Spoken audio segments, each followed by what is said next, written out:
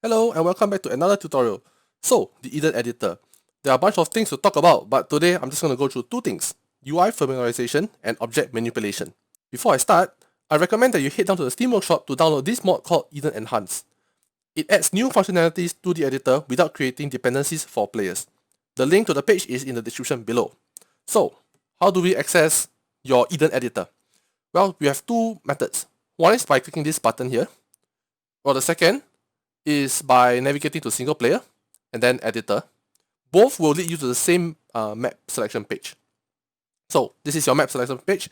If you have map terrain mods in your mod list, they will also show up here. Alright, so for today, I'm just going to go to Stratus. And also for those of you who are actually following along, go ahead and pick any map. It doesn't matter, the concept's still the same. Okay, so I'll go ahead and press continue. Eventually. Alright, so now that we have loaded into the terrain, for those of you who are already rather overwhelmed by what's presented in front of you, just bear with me for a while. We'll get through this bit by bit, alright? First thing first I want to do is to go through your basic controls, alright? So WASD is to move the camera forward with W, backward with S, left with A, and right with D. In order to raise and lower your camera, you have Q and Z respectively. So in order to switch between 2D mode and 3D mode, this is 3D mode. What you're seeing is 3D mode. And in order to switch to 2D mode, press M to toggle between the two modes. This is 2D, by the way. Once, like for example, you have set up your scene, you want to view them without the UI, press the backspace button to remove all UI. So now with mouse controls, your left click or your mouse one, hold it down and drag is to highlight item. You will need it much later, alright? And then mouse 2 or right click, drag it, hold down and drag it in order to pan your camera up, down, and just pan it itself, right? Then scroll wheel is to zoom in and zoom out, alright? Now we're moving on to UI familiarization.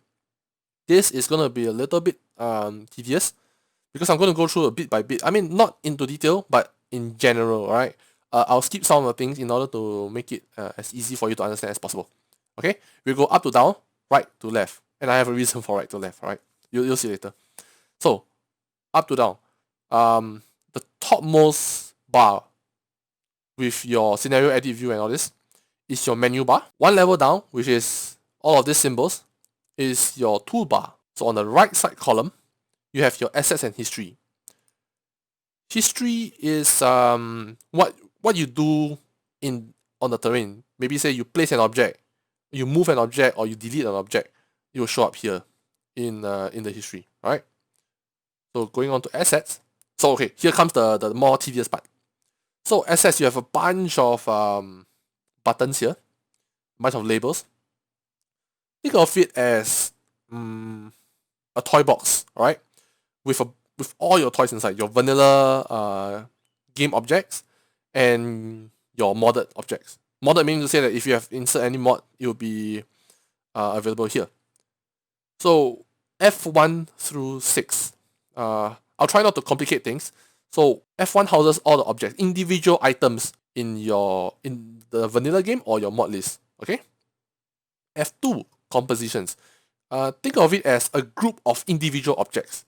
So in other words, it's like a group of things from F1 makes a composition. Okay. F3 triggers. Triggers are like those malls with automated doors?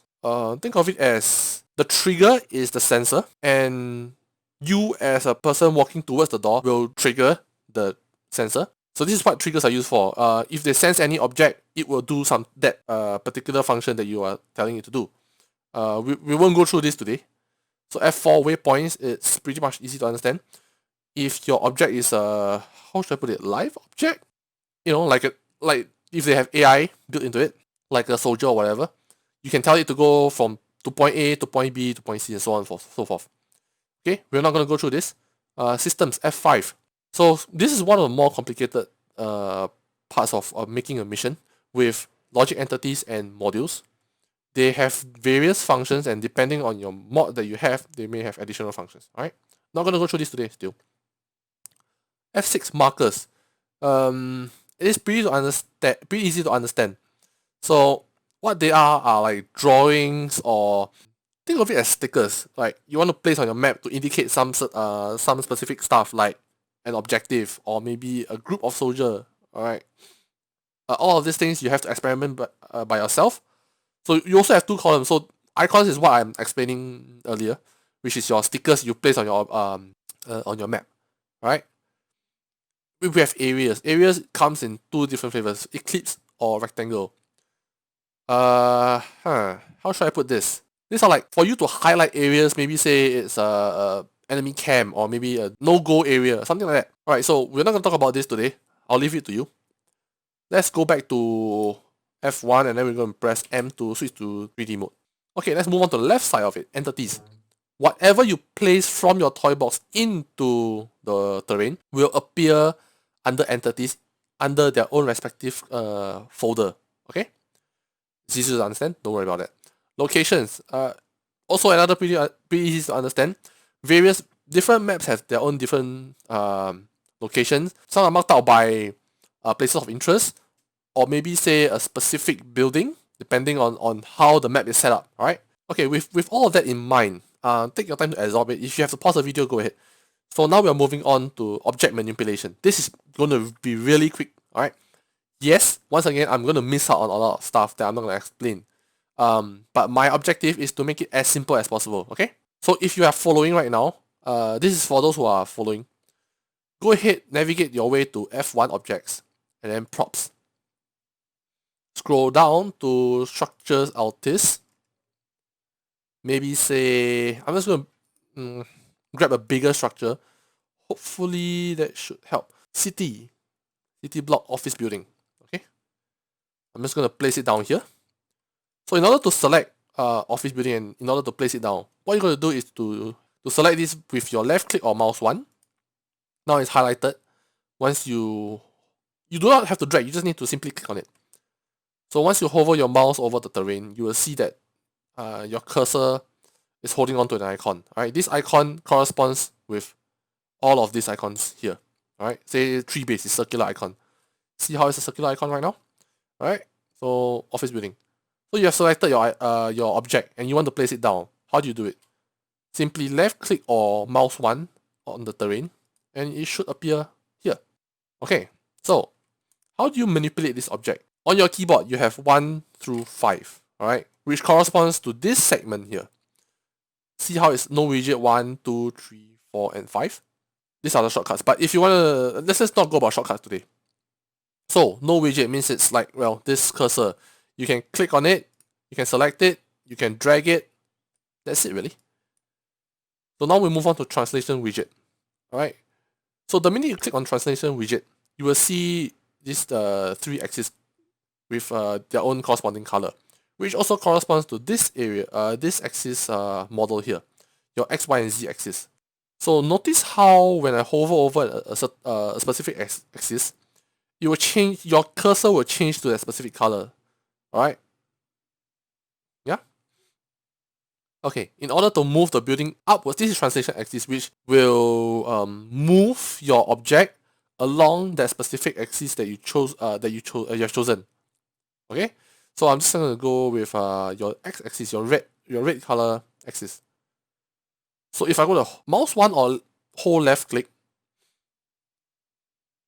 and you drag it, you see that it moves along that specific axis and not others. I can move my mouse upwards, but it will not translate upwards or downwards. Okay. Likewise for this one, it goes like that. It will not go left to right. Simple, understand? Same. Lastly, your y-axis. Okay. So rotation widget. Same logic with your 3 different axes, but now you are rotating the object. What it is say for example, rotate with my z-axis, which is by doing this. This is rotating with z-axis. Once you hold down your selection key, you will see that the other axis disappear and you will only be left with the axis that you have selected. Alright, so once you let go, all 3 will come back again. Likewise for this, a short example, I'm not going to go through everything. So you also can move your camera over to view different perspectives. Lastly is area scaling widget, which is not part of this object. Area scaling widget is for your markers. and then navigate to areas. Say if I place down a rectangle, see how there's only 2 axes down here? I'm just going to zoom in a bit more. Alright, see how there's 2 axes, your green and red. So by dragging this either of the axes, it kind of scales the object. Alright, say if I place down eclipse, it does this. Alright, you can do this, and then you can customize to your own liking. Alright, so area widget, this is like area scaling, but you can do rotating. You can sorry, I think circle is a bit weird to show off. Okay, so square. So you can rotate this. You see the icon that changes. Then you can scale it in your own liking.